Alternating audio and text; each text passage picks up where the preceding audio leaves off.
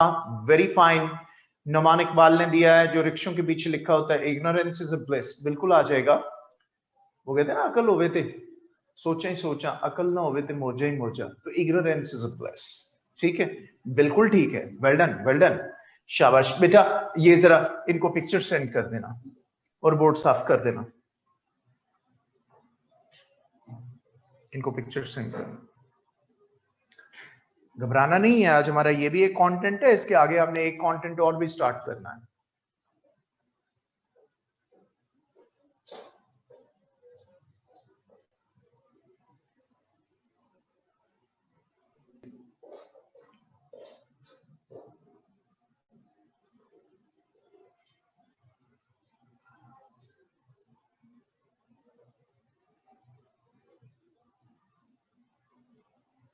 Ji Maria, next sentence please. कुछ लोग मोहब्बत करने के बजाय मोहब्बत करने के ख्याल से मोहब्बत करते हैं। जी, well, some people fall in utopian love. Some people fall in utopian love. Utopian love basically एक फ्रेज है, टर्म है जो दुनिया में अब यूज होती है। Utopian love means to love not the object of love, rather the idea of love, उसको यूटोपियन लव बोलते हैं। Got the idea? जी ये जेनेरिक है, इसमें कोई शक नहीं है और वाह, लेकिन ये यूज हो सकता है, उस वक्त ये यूज हो सकता है। Sir, is the important for a sentence with idiomatic complexities to have only one version of English? No, not at all. Patak, you may use it in any version you like. Some people love the idea of love instead of love. ठीक है ज़ायदा, बिल्कुल ठीक है। Instead of falling in love, some just fall in love with the idea of love. ठीक है। Some people like the idea of love than being in love. बिल्कुल ठीक है। Some people prefer utopia over reality. ऐसे भी आ जाएगा, लेकिन थोड़ा सा जेनेरिक मफहूम हो जाएगा। आगफ साहब ऐसे कर लें, some people fall in utopian love। ठीक है, ये वैसे तो प्लेटो ने भी कॉन्सेप्ट दिया था हमें, उसने भी कहा था कि love without an object is possible, उसको उसने स्पिरिचुअल लव का नाम दिया था। लेकिन मैं उससे एग्री नहीं करता माजरत के साथ, चाहे प्लेटो ने ये बात कही हो, love without an object is not possible. मैं जो अभी बाहर जाके तो ताउला ईसा खेलवी के या मुकेश के गाने गाता फिरूं, कुछ फिरूं, कोई मुझे पूछे you are so happy, why I have fallen in love with home, पता नहीं, हाउ इज इट पॉसिबल? क्योंकि स्पिरिचुअल लव का कॉन्सेप्ट जो है उसमें भी हम पहले ऑब्जेक्ट की एग्जिस्टेंस के बारे में कायल होते हैं तो उससे मोहब्बत का दावा करते हैं। 1,24,000 पैगंबरों ने आके सिर्फ हमें ये कन्विंस करने की कोशिश की कि खुदा है। जब हम कन्विंस हो गए तो तब हम उसकी मोहब्बत के दावेदार हुए, अदरवाइज नहीं। Clear? Some people fall in love with the idea of love. Is this complete? Or should we add instead of falling in love? No, it is complete, Dua. It is complete. We'll go fine. So we shared love की inherent capacity की बात कर रहे हैं। जी naturally. Next sentence, Maria. जो मुसीबत से डरता है उसको हर वक्त धड़का लगा रहता है। जो मुसीबत से डरता है उसे हर वक्त धड़का लगा रहता है। ये well,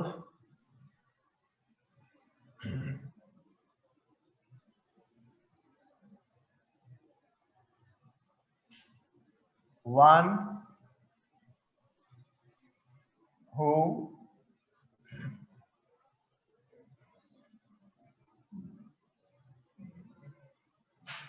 जो दोबारा बोलिएगा, एक बार फिर बोलिएगा। जो मुसीबत से डरता है उसको हर वक्त धड़का लगा रहता है। जी बिल्कुल ठीक है। One who fears to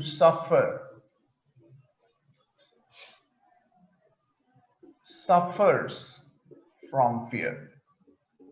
ये एक खूबसूरत सी ट्रांसलेशन है। One who fears to suffer suffers from fear।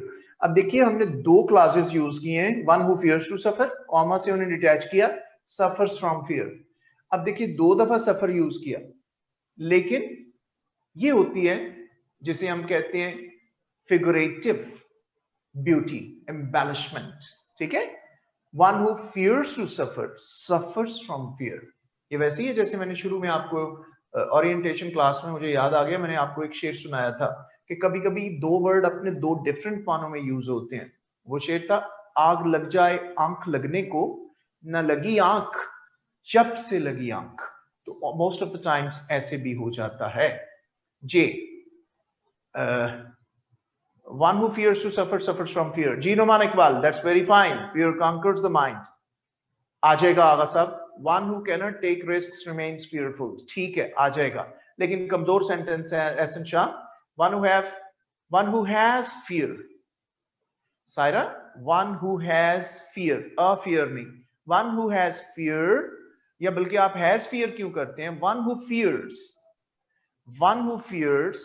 comma suffers from fear. बहुत खूबसूरत हो जाएगा सारा Dilawar, well done. One who is afraid of having problems he remains tense. ना ये थोड़ा सा लफ्जी सा हो जाएगा बेटा। जी, paranoia is a vicious cycle. Okay, लेकिन ये बड़ा टेक्निकल हो जाएगा। द फियरफुल फियर्स इनडेफिनेटली, बिल्कुल ब्यूटीफुल आगा साहब, ब्यूटीफुल, शाबाश। नेक्स्ट दीजिए मारिया। जवान उम्मीद पर और बूढ़े बीते दिनों की याद में जीते हैं।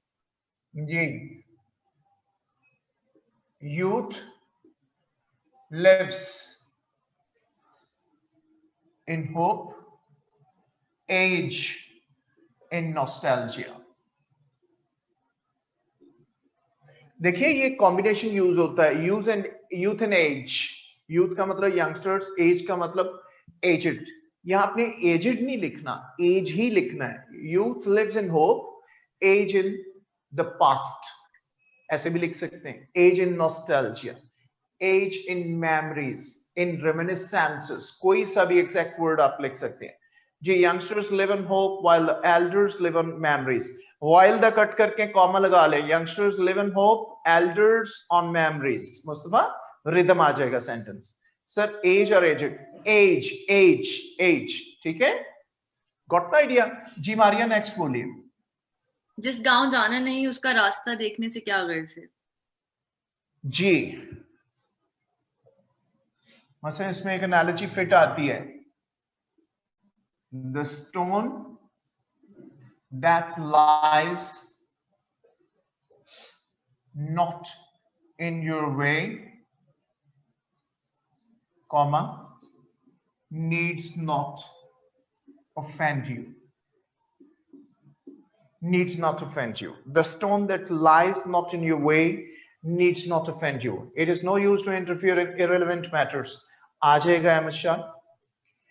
Don't tread upon the path you are not to follow. Don't tread upon the path you are not to follow. ये भी आ जाएगा, ठीक है। Don't long for the undesired. Well done.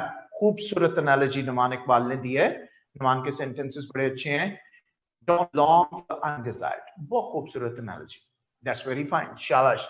तो कोई भी ऐसा सेंटेंस, ये भी ऐसे ही है ना, the stone that lies not in your way, जो पत्थर आपके रास्ते में नहीं पड़ा, needs not offend you, उससे आपको डरने की जरूरत नहीं, वो आपको ऑफेंड नहीं करेगा। ये कोई केले का छिलका थोड़ी है। वो सरदार जी एक दिन एक घर से निकले थे, सामने केले का छिलका पड़ा था, उससे फिसल गए। अगले दिन फिर जाने के लिए निकले तो इंसिडेंटली, इत्तेफाकन एक और छिलका पड़ा था। वो उसे देख के रुक कहने लगे, वाह गिरू, आज फिर डोंट नीड,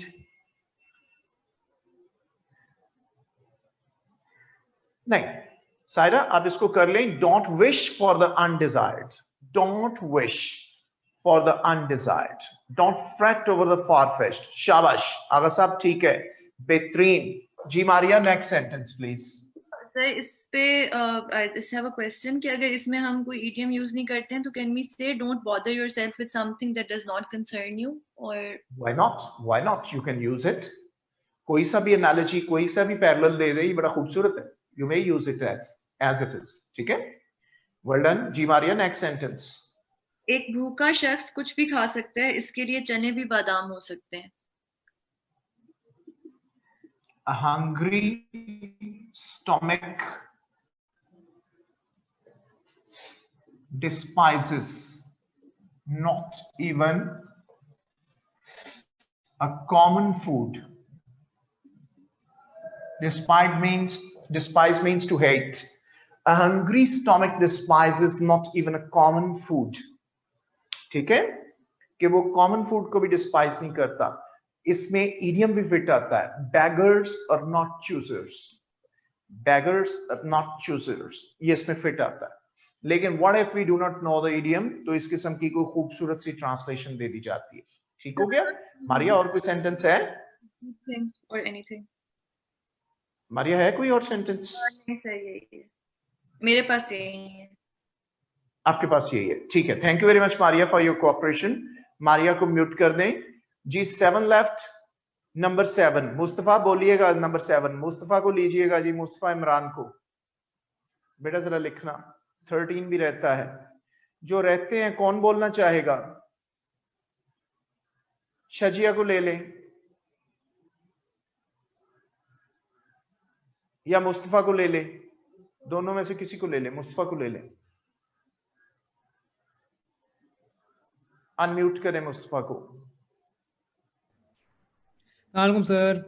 वालेकुम अस्सलाम. मुस्तफा कैसे हैं आप? ठीक है शुक्र. Hope you are also fine. Mustafa 7th sentence पहले बोलिए. सर जो चीज आंख को अच्छी नहीं लगती उससे दिल भी नहीं चाहता. वाह वाह वाह. What the eye does not admire, comma, the heart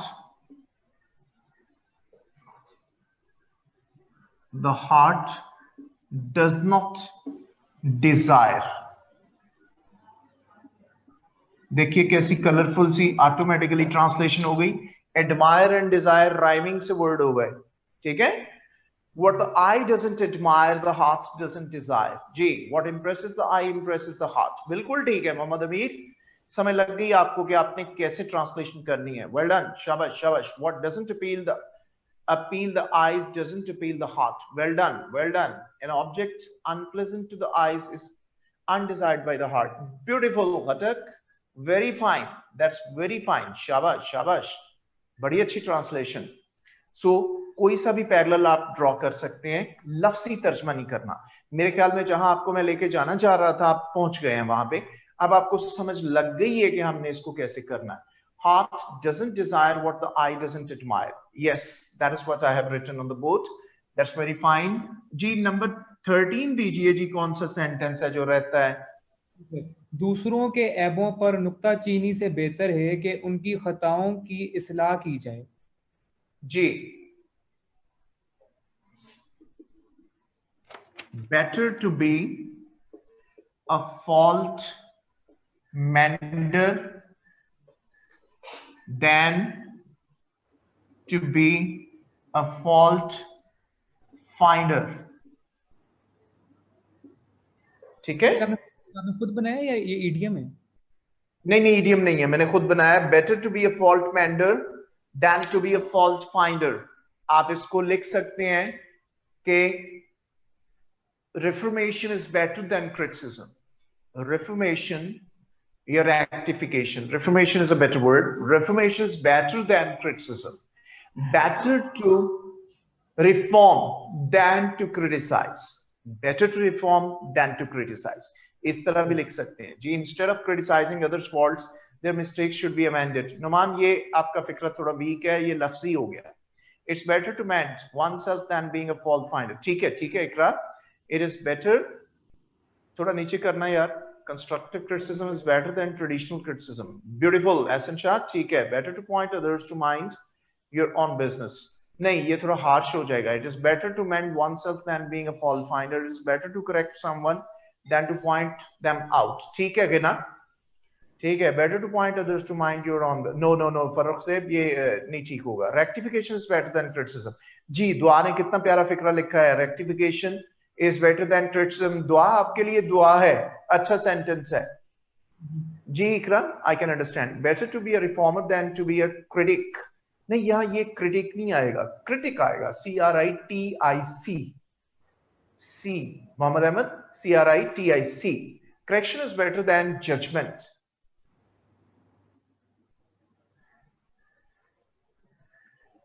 Maria आप यहां कर ले, correction is better than criticism, judgement की बजाय ना क्रिटिसिज्म लिख ले, correction is better than criticism, वो ज्यादा अच्छा हो जाएगा। ठीक, ये भी है, ये गलत नहीं है, it is better to correct than to point them out. ठीक है कि ना, समवन का वर्ड कट कर दे, कॉमा लगा ले, it is better to refine them to point. ठीक है, better to mend than to offend.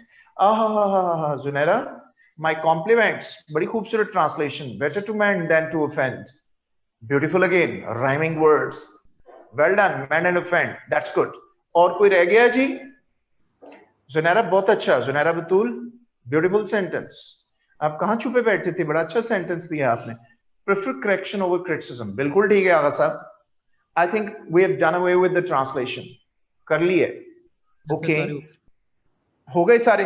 Thank you very much for your cooperation Mustafa, God bless you. Mute करें, इसकी पिक्चर सेंड करें और ये इन्हें ट्रांसलेशन का पैसेज भी सेंड करें जी। अब मैं आपको होमवर्क के लिए एक पैसेज सेंड कर रहा हूं ट्रांसलेशन का, मैं आपको पहले पढ़ के भी सुना दूं, फिर हम आगे चलेंगे। पहले मैं पढ़ के सुना दूं ताकि कोई प्रॉब्लम आपको आ रहा उर्दू को समझने में मैं गाइड कर सकूं। ये अभी आप तक पहुंच जाता है 3-4 मिनट के अंदर अंदर। ये जो आपका पैसेज है वो है, मैं शुरू कर रहा हूं। एक मिसाली मुअर्रिख, मुअर्रिख कहते हैं हिस्टोरियन को। मिसाली मुअर्रिख क्या हो जाएगा? An ideal historian. एक मिसाली मुअर्रिख हमें एक अहद की सच्ची और मुकम्मल तस्वीर देता है। वो कोई झूठी बात नहीं लिखता, वो कुछ इजाद नहीं करता, वो किसी के हक में या खिलाफ कोई तासुब नहीं रखता। तासुब मीन्स प्रेजुडिस, बायस। उसकी पसंद और नापसंद उसके काम पर असर नहीं डालती। कभी कभी दो अच्छे मुअर्रिख भी एक दूसरे से इत्तफाक नहीं करते। वो एक ही मंजर देखते हैं और मुख्तलिफ कहानियां सुनाते हैं। ऐसा क्यों है? हकीकत यह है कि मुअर्रिख इंसान है, मशीनें नहीं। इंसान एक दूसरे से मुख्तलिफ होते हैं, वो चीजों को मुख्तलिफ जावियों से देखते हैं, वो मुकम्मल तौर पर गैर जानिबदार नहीं हो सकते। गैर जानिबदार, इम्पार्शल। यही वजह है कि मुअर्रिख की शख्सियत उसकी तारीख से गैर हाजिर नहीं होती। ठीक है, ये पैसेज आप तक आ रहा है बेटा, ये करना है इनको सेंड। नंबर 17, कैमरा इस तरह रख के इसकी तस्वीर लेना। नंबर 17 ये आप तक आ रहा है। अब मैंने आपको फिलहाल दिया एक 2003 का paper meant for direct and indirect, और एक आपको ट्रांसलेशन का पैसेज दिया जा रहा है, अभी आप तक पहुंच जाता है। अब हम अपने एक नेक्स्ट इंपॉर्टेंट कंटेंट पे चल रहे हैं, and that is grouping of words. Grouping of words, ठीक है? 10 मार्क्स का ये आपका कंटेंट है, grouping of words।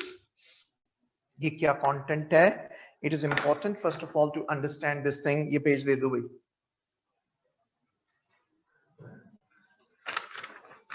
Grouping of the words basically आपकी एक vocabulary based exercise है।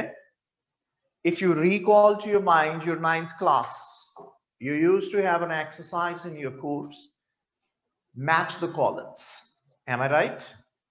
You used to have certain words in 2 vertical columns and you need to cross match them.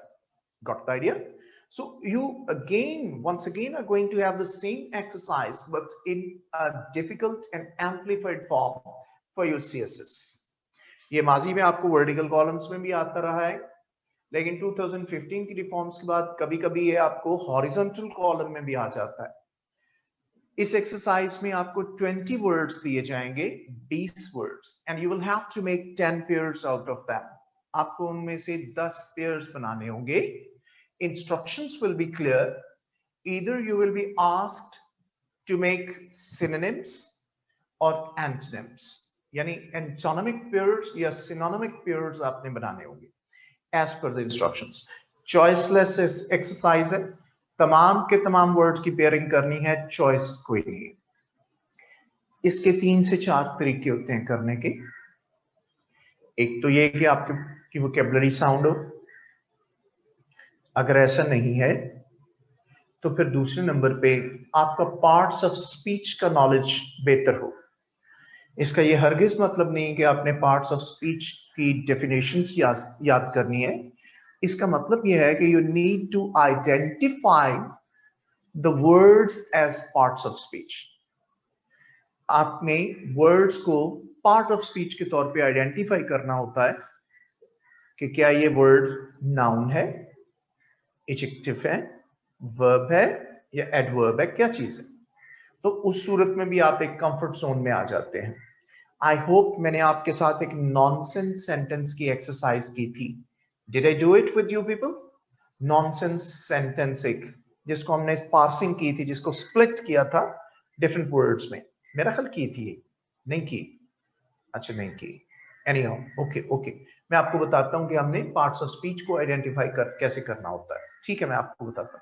दूसरा तरीका ये, तीसरा तरीका आपकी कॉमन सेंस, ठीक है, और चौथा आपकी इंट्यूशन। कभी कभी जिबिली तौर पर आपका दिल एक्सेप्ट नहीं करता कि ये वर्ड इससे पेयर हो सकता है, आपको उसकी सेंस नहीं प्रॉपर लग रही होती। ठीक है, सो हिट एंड ट्रायल मेथड्स भी हैं, 4-5 चीजों को मिलके हम लेके चलते हैं। चूंकि हम में से कोई इतना बड़ा रस्तू नहीं है कि उसको थाउजेंड्स ऑफ वर्ड्स याद हो, ठीक है, सो वोकैबुलरी इतनी ज्यादा याद नहीं होती, लेकिन आपने करनी है। मैंने आपको majortest.com साइट दी हुई है, GRE गैट की वोकैबुलरी के बारे में बैरन्स वाली बताया हुआ है, उधर से भी करें, न्यूज़पेपर से भी ले।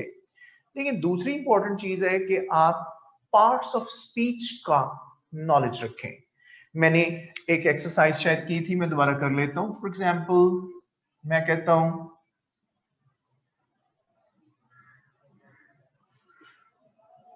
टिम जो नैग। मेरा ख्याल मैंने की थी जेडेड मॉकिशली। फॉर एग्जाम्पल ये एक नॉनसेंस सेंटेंस है। अच्छा नहीं की तो आप कर लेते हैं। फॉर एग्जाम्पल ये एक नॉनसेंस सेंटेंस, टिम जो nag jaded mockishly. It's a nonsense sentence because it doesn't make any sense for you. अल्लाह दी कसम मैनू भी नहीं पता कि ये वर्ड है भी नहीं या नहीं, इनका कोई मतलब भी है या नहीं। I have no idea myself, ऐसे ही मेरे ज़हन में आया, जिपरडाइज करके मैंने एक नॉनसेंस सेंटेंस लिखा। But one thing is there about which I am sure enough, rather I am cocksure, मैं कॉकश्योर हूं, और वो ये है कि मैंने ये फिक्रा ग्रामेटिकली ठीक लिखा है। When I say that some sentence is grammatically correct, तो इसका मतलब है कि उसमें एक अदद सब्जेक्ट और एक अदद वर्ब जरूर एग्जिस्ट करता है। ठीक है जी जी, आप ठीक पहुंचे हैं। आसान ये चाइनीज में इसका मतलब है घबराना नहीं है, ठीक कह रहे हैं। वेल लेकिन ये ग्रामेटिकली सेंटेंस करेक्ट है, इसके बारे में मैं श्योर हूं। इसमें सब्जेक्ट भी है, इसमें वर्ब भी है। अगर मैं ये कह रहा हूं कि ये ग्रामेटिकली करेक्ट है क्योंकि इसमें एक अदद सब्जेक्ट भी है और एक अदद वर्ब भी है, तो फिर क्या? Can you people identify a verb in the sentence? Identify कर सकते हैं? कर सकते हैं। Nag is the verb, nag, Tim जो नैग जेडेड मॉकिशली, ये आपके ख्याल में वर्ब है? नायाब ने लिखा है कि जेडेड वर्ब है, कुछ लोगों ने ये वर्ब लिखा है जेडेड। दाऊद भी जेडेड लिख रहे हैं, सादिया भी जेडेड लिख रही हैं, जुनैरा भी जेडेड लिख रही हैं, एहसन भी जेडेड लिख रहे हैं, right. So according to most of you it is jaded not nag. Nag भी वर्ब है, ये जेडेड भी वर्ब है, शहरियार कह रहे हैं। शहरियार अगर जेडेड भी वर्ब है और नैग भी वर्ब है तो इनमें से मेन वर्ब कौन सा है और हेल्पिंग वर्ब कौन सा है? बता सकते हैं Shahriyar? Nag is helping verb, main verb jaded. लेकिन महक ने हमें डाउट्स में पुट कर दिया है। महक हमें कह रही है nag is a name, it is a name. nag is a name, वो कह रही हैं जी ये name है. Nag main verb I think Shahryar कह रहे हैं. Nag can be adverb, jaded main verb, nag is name, nag is main verb. Anyhow, जिन लोगों को लग रहा है कि jaded जो है ये हमारा verb है, क्यों लग रहा है कि jaded verb है? मुस्तफा ने एक नई चीज दी है कि nag is a name as it is in capital letter. अच्छा, हसान कह रहे हैं कि जी ed मार्कर की वजह से हमें लग रहा है कि ये एक verb है. नॉर्मली वर्ब्स की दो किस्में होती हैं, एक को हम कहते हैं रेगुलर वर्ब्स, एक को कहते हैं इरेगुलर वर्ब्स. रेगुलर वर्ब्स जो होते हैं उनकी सेकंड और थर्ड फॉर्म हमेशा ईडी लगा के बनती है. ठीक है? मैंड, मैंडेड, मैंडेड. ठीक है? Spread, spreaded, spreaded. Z, jaded, jaded. For example अगर ये वर्ब है तो ईडी लगा के वर्ब, और जो ईडी लगा के ना बने उनको हम कहते हैं इरेगुलर वर्ब्स. जैसे come, came, come, cut, cut, cut, fly, flew, flown. इस किस्म के वर्ब्स को हम कहते हैं इरेगुलर वर्ब्स. इसका मतलब कि अगर एंड पे ईडी आए तो ये वर्ब है आपके ख्याल में. ठीक है? लेकिन मैं ये कहता हूं आई विल गो विद नेग. तो नेग वर्ब है. कोई मुझे टेक्निकली नॉकआउट कर सकता है आप में से, तो वो सिर्फ और सिर्फ मुस्तफा इमरान है. मुस्तफा इमरान कह रहे हैं कि एन इसका कैपिटल है. इसका मतलब मैं सही नहीं हूं, मैं गलत कह रहा हूं, ये वर्ब नहीं है, क्योंकि verbs are never ever capitalized. Verb कभी कैपिटल में नहीं लिखा जाता. Got the idea? सो ये पॉसिबिलिटी रूल आउट हो गई. इसका मतलब वर्ब यही है, ईडी मार्कर लगा के इसकी फॉर्म बनाई गई है. वेल, अब अगर ये हमारा वर्ब है तो ये कौन सी फॉर्म है? Jade, jaded, jaded. Second form भी जेड है, थर्ड फॉर्म भी जेड है. No no, J is not capital. आप इसको डॉट में ले लें, डॉट में ले लें. पास्ट फॉर्म है, सेकंड फॉर्म. आसान, मैं उधर आता हूं अभी. आपका मतलब ये सेकंड फॉर्म है. Why cannot it be third? ये थर्ड क्यों नहीं हो सकती? Z, jaded, jaded. Jaded second भी है, जेडेड थर्ड भी है. जो लोग कह रहे हैं पास्ट टेंस है वो बताएं कि ये क्यों नहीं हो सकती third form. Both third and second. मैं कह रही हैं जी सेकंड भी हो सकती है, थर्ड भी हो सकती. नहीं महक, ये इलॉजिकल रीजनिंग होगी, ऐसा नहीं होगा. ठीक है? मुस्तफा भी कह रहे हैं कैन बी सेकंड और कैन बी थर्ड. एक ही फिक्रे में कैसे हो सकता है कि कोई सेकंड भी हो थर्ड भी हो? यस, हसन ने इसका सही जवाब दिया है. Third form needs a helping verb. उन्होंने भी कहा, आगा फरहान ने भी कहा है कि थर्ड फॉर्म होती तो इसके साथ हेल्पिंग वर्ब होता. ठीक हो गया? दाऊद भी यही कह रहे हैं. चूंकि इसमें कोई हेल्पिंग वर्ब नहीं है, ये हमारा वर्ब हो ही नहीं सकता क्योंकि एन कैपिटल है. So in between there is no helping verb. ठीक है?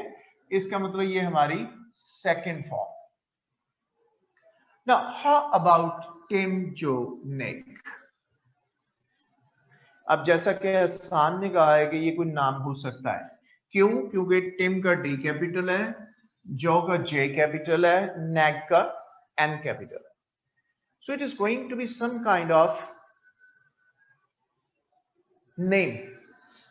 अला बख्श चौधरी, मुस्तनसर हुसैन तारड़, इसी तरह Tim, Joe, neck. Got the idea? ये कोई नाउन फ्रेज है हमारी.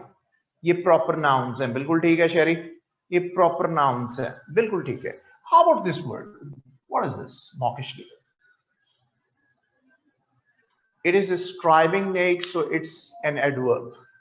Zaida Farouk, neg is a noun. Adverbs never describe or qualify nouns. Adverb कभी qualify नहीं करते nouns को, adjective करते हैं. अगर ये adverb है तो क्यों adverb है?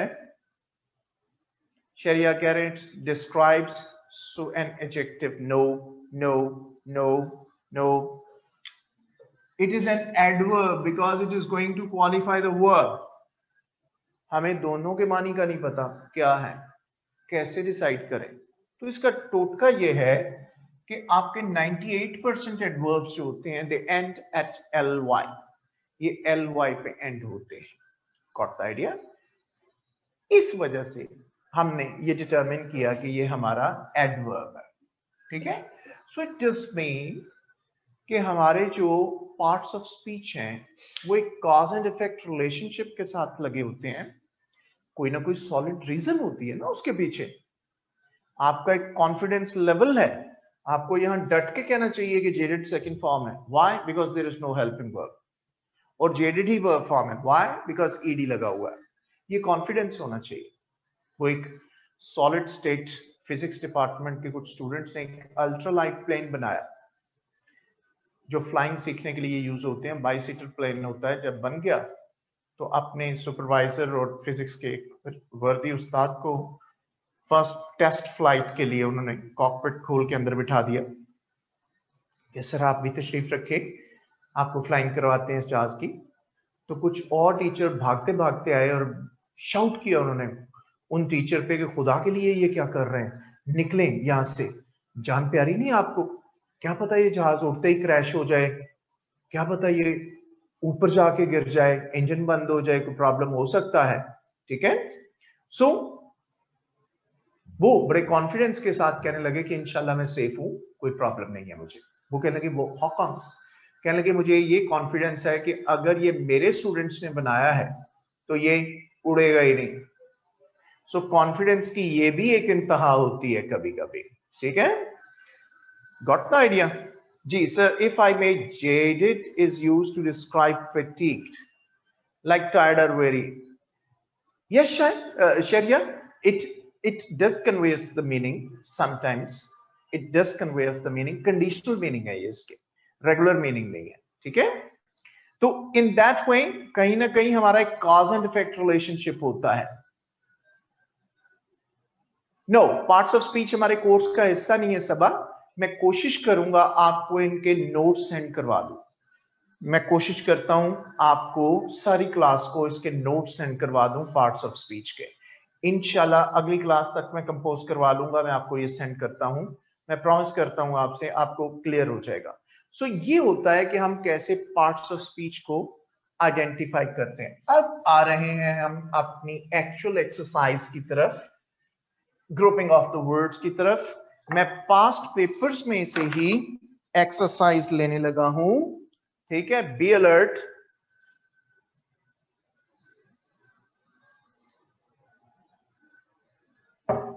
Yes, Sabha, that is what I'm telling you, talking about the topic.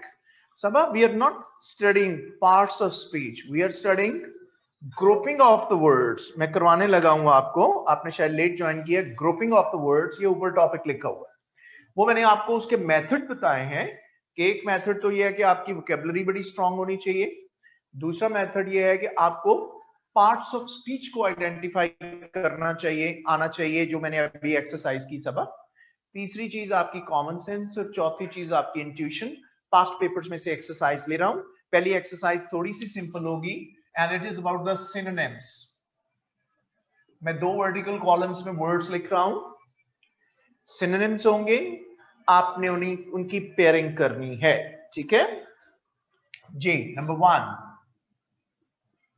garrulous, number 2 selfish, number 3 near, number 4 obstruct, number 5 wealthy, number 6 filch, number 7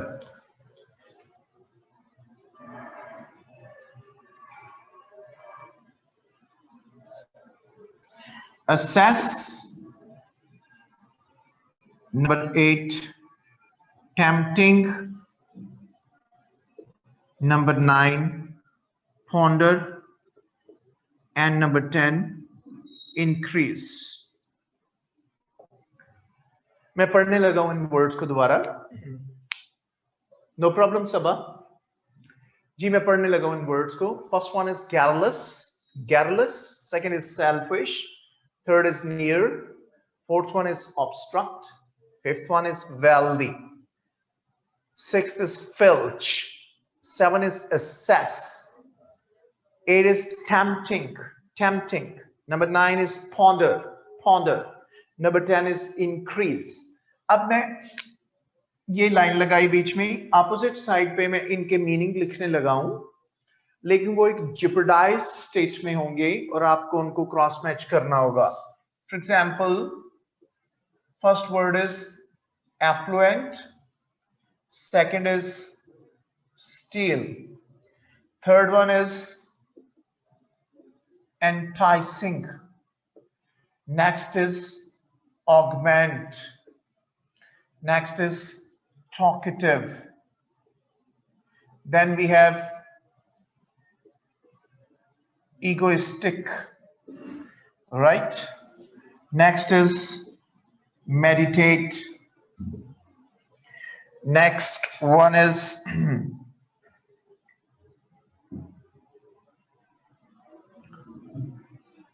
imminent,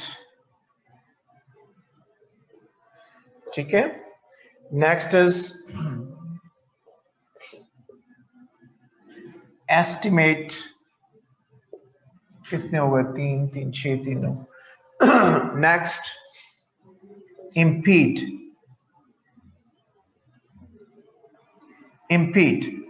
ये मैं दोबारा पढ़ने लगा हूं. सेकंड लिस्ट में effluent, steal, enticing, augment, talkative, egoistic, meditate, imminent, estimate and impede. 10 words. देखिए जी, your time starts right now. आपने इनकी पेयरिंग करनी है. इस किस्म की एक्सरसाइज में कभी डिक्शनरी नहीं देखते क्योंकि पेपर में आपको अलाउड नहीं है. Got the idea?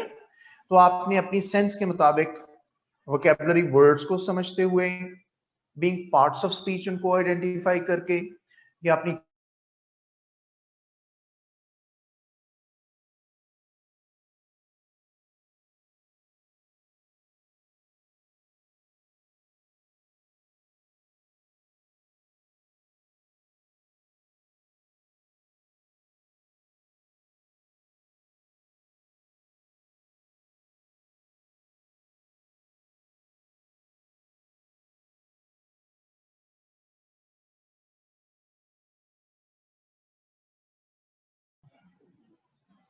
Ji callus, साइन्यूज, इसको सिन्यूज भी पढ़ लेते हैं आप. इनक्लीमेंसीज,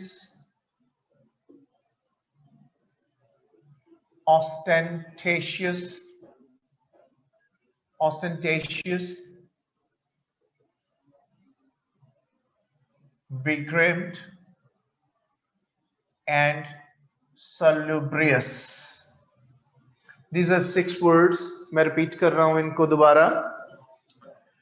जी अहमद साहब क्या कहते हैं? Is it necessary that we will have exactly the same number of words in both columns? It is necessary, my dear. Second column can have more words than the first. No, not at all. Ahmad, words एक जितने ही होंगे, 20 words होंगे, ठीक है. कम या ज्यादा दे सकता है कमीशन, वो उसकी स्वाबदीद है, लेकिन दोनों तरफ एक जितने वर्ड्स होंगे. मैं रिपीट कर रहा हूं. Callous, sinuous, inclemencies, ostentatious, begrimed and salubrious. ठीक है. अब मैं इनके मीनिंग लिखने लगा हूं. Well, cruelties, snobbish, without feeling,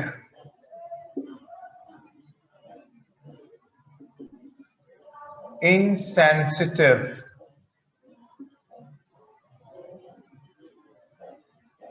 cord that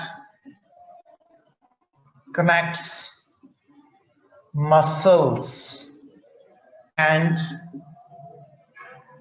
healthful. मैं 6 के 6 वर्ड्स लिख रहा हूं.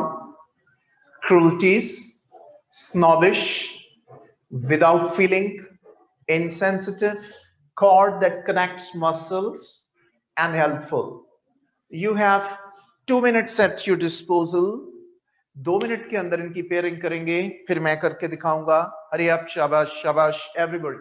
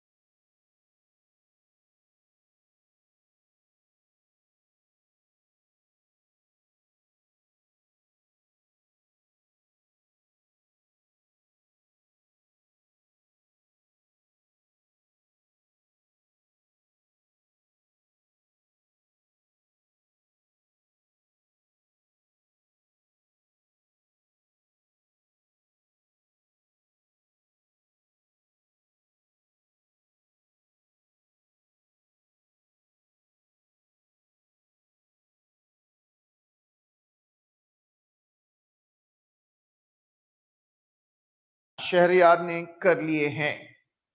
How about other people? Do it. शाबाश शाबाश, शरिया प्रिया. Done. Me too. Again, हम थोड़ा सा known to the unknown चलते हैं. Callous एक common word है, दूसरा ostentatious है. बाकी words हमारे common नहीं है इत्तेफाक से. Common callous होता है without feeling. Ostentatious होता है snobbish. Inclemencies, वैसे तो ये भी कॉमन है, inclement weather भी हम कहते हैं. अब यहां आपका cause and effect relationship भी लगेगा. Inclemencies, IES लगा, cruelties ये लग गया, तो इनकी inclemencies is cruelties. Got the idea? हमारे 3 words पेयर हो गए. अब रह गए 3. इन 3 में से ये 2 हमारे एडजेक्टिव्स हैं, begrimed and salubrious. एक हमारा नाउन है, ये sinus is a noun. So better to pair it first. पहले हम नाउन को लोकेट करेंगे, इसके साथ कौन सी फ्रेज पेयर होती है, क्योंकि एडजेक्टिव्स के साथ तो एडजेक्टिव्स ही होंगे. तो आइडेंटिफाई करके बताएं मैं इसको किसके साथ पेयर करूं sinus को. Anybody with a common sense? आपने नाउन की एक्सप्लेनेशन को आइडेंटिफाई करना. एग्जैक्टली, ऑल राइट, शाबाश शाबाश. Cord that connects muscles, this is noun. बिल्कुल पेयर हो गया. अब देखिए, लाइकली आर द चांसेस कि हो सकता, बिल्कुल ठीक है इकरा ज़ैनब, ये दोनों या तो दोनों गलत होंगे एंड पे, या दोनों ठीक हो जाएंगे. अब यहां कॉमन सेंस हमारी कहती है कि begrimed जो है, क्या ये हेल्पफुल हो सकता है या salubrious हेल्पफुल होना चाहिए, क्योंकि इनसेंसिटिव. क्या salubrious का मतलब इनसेंसिटिव हो सकता है, या begrimed का मतलब इनसेंसिटिव हो सकता है? किसका मतलब हो सकता है? Yes, salubrious is helpful. इसको अकल ही नहीं मानती. begrimed का मतलब होता है इनसेंसिटिव. ठीक हो गया? So it is how we take help from our common sense, sometimes from our intuition as well. ठीक है? अब अभी हमारी ये एक्सरसाइज खत्म नहीं हुई, लेकिन कल आते ही हमने दो एक और इस किस्म की एक्सरसाइजेस करके we shall say goodbye to it. कल हमारे 2 छोटे छोटे और कंटेंट्स हैं, उनको भी हमने टेक अप करना है, स्टार्ट करना है. Got the idea? मीनवाइल आपने अपना काम करके लाना है. थोड़ा सा ही काम मैंने आपको दिया है, ज्यादा नहीं. और कल आपको एक कॉम्प्रीहेंशन का पैसेज मिलेगा. ठीक है? कल आपको कॉम्प्रीहेंशन मिलेगी, फिर उसके बाद आपको फिर प्रेसी मिलेगी. हमने अपने काम को डिवाइड किया होता है, स्टेप बाय स्टेप करना होता है. तो आज टाइम खत्म हो गया है, आप भी थक गए होंगे, मेसू जैसी शक्लें बन गई होंगी. God bless all of you. Allah आपका हामी नासिर हो. ठीक है, I have all my prayers for you. Thank you very much for your patience and for listening to me with concentration. God bless you. Thank you, dear. Thanks all. Allah Hafiz.